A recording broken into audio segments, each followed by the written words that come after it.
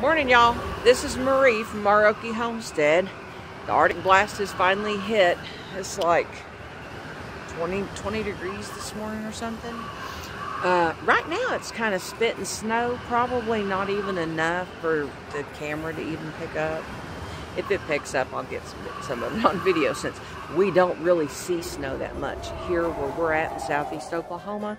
We don't get snow a whole lot, but we sure get this cold wind coming out of the north. I'm sure people that are used to this cold stuff and 2 feet of snow on the ground are probably laughing at me, but ooh-wee, it's cold. So I'm gonna get these girls some hay.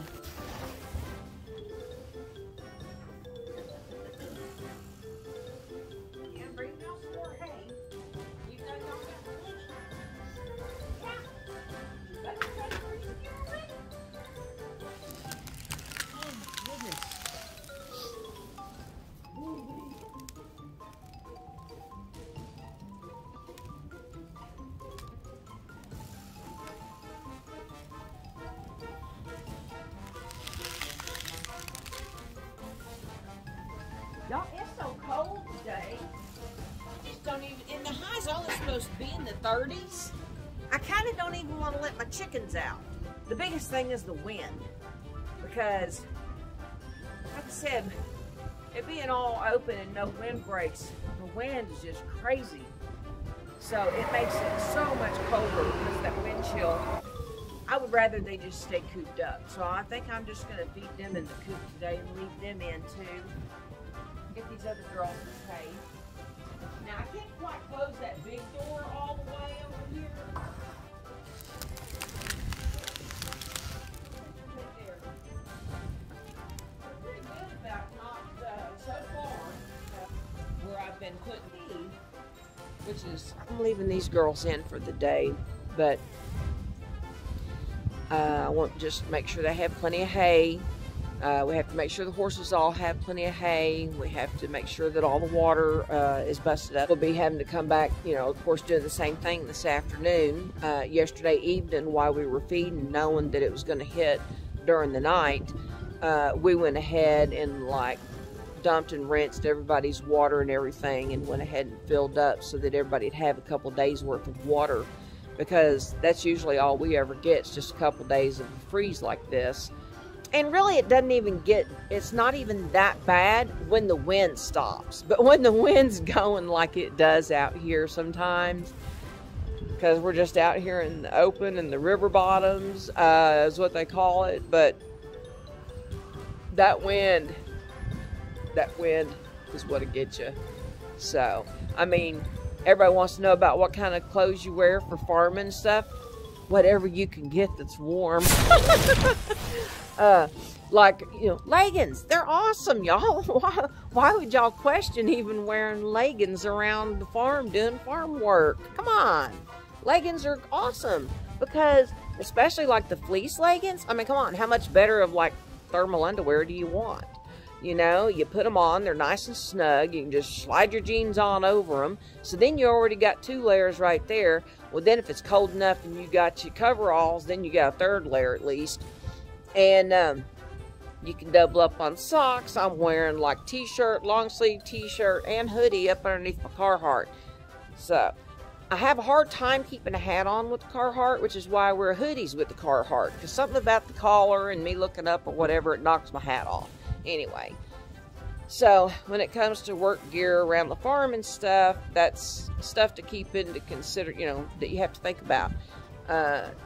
Is not really about looks. It's about what works and what's comfortable, what keeps you comfortable, but yet you could still move around and do stuff. And it's awesome when they're tough and they last for years. My muck boots, I don't have much luck with them lasting for years. I'm lucky if they last a year. And they seem to be, the last 2 pair I bought, they've come apart at the seams. The water's frozen. Not too bad. Not even 1 inch thick. Maybe a 1/2 inch. But it's so cold today, y'all. And with Oreo being so thin, And there's no more food in there. I still gotta get the rest of y'all's food. I'm just gonna leave them in. I'm not even gonna let them out. I'm just gonna feed them all, give them what they need, and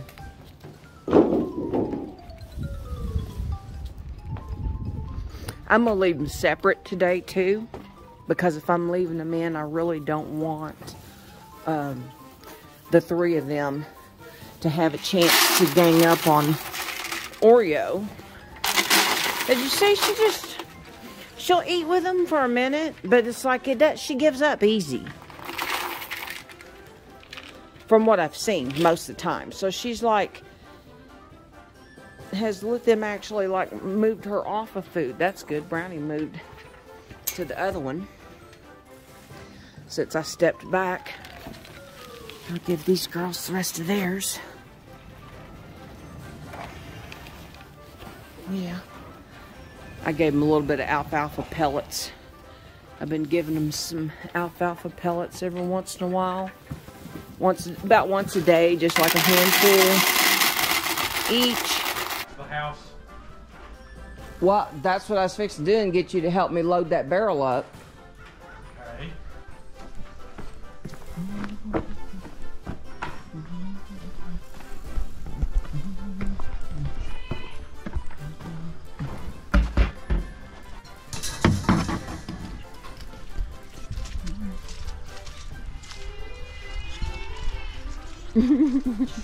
Oh my gosh.